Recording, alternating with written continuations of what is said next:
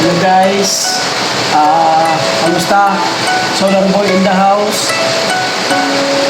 Guys, chill lang ta guys. Sa mga ano dyan, sa mga kapwa ko content creator, maraming salamat sa inyo lahat. Guys, alam nyo, sa totoo lang guys, alam nyo, sa mga content creator, huwag kayong magpapastress sa mga basher.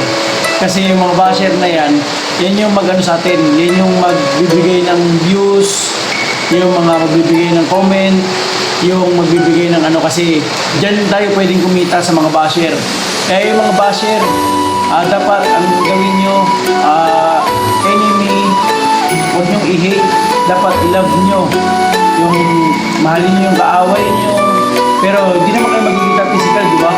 Kaya huwag nyo siseryosohin natin mga sinasabi nila, kasi alam nyo guys, at ito lang, yun yung mga bagay na hindi natin alam sa pag-Facebook, yun ang hindi natin alam sa pagiging content creator, na hindi natin alam na mga basher palang tutulong sa atin sa mga bagay na ginagawa nila.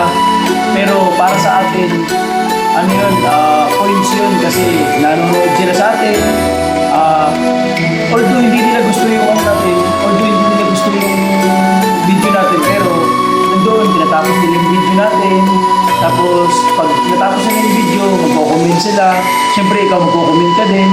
Kaya, guys, sa mga content creator dyan, mapapayo ko lang sa inyo, wag kayong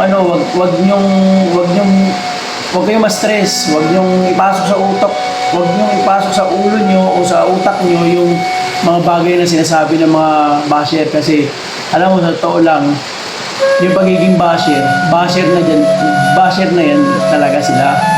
Yan na yung nila papel nila sa buhay. Kaya guys, chill lang. Huwag kayong mawala ng pag-asa sa lahat ng mga nangangarap, tulad ng mga naabot ng mga ibang tao. Kaya din natin yan. Soon. Kaya nila, kaya rin natin. Kaya chill lang tayo guys. Kaya Solar Boy in the house. Lagi tayong samahan din natin ang pagpunta. Yung pagsisikap natin, samahan din natin pagdasal para palay mo, ibigin nila tayo. Tapos, doon tayo palarin. Kaya guys, huwag tayo mawala ng pag-asa. Si Solar Boy nagsasabi na maging matatag, maging magtaga sa lahat ng hamon ng buhay. Tapos, yun yung sabi ko sa mga kapwa content creator dyan, baguhin natin yung mga strategy natin, mag-focus tayo sa video, mag-focus tayo sa content natin. Kahit gawin natin content, pero dapat bigyan natin ng kabuluhan or magbigay tayo ng anong pwede natin i-share. Yan. Kaya sa mga kapwa content creator dyan, stay strong, laban lang, maging matibay tayo, tapos chill lang sa buhay. Huwag natin damdamin, huwag natin seryosohin masyado, baka mayroon na tayong mga napapabayaan. Kaya Solar Boy in the house, maraming salamat. Si Solar Boy nagsabi ng magandang gabi sa inyong lahat. Bye-bye!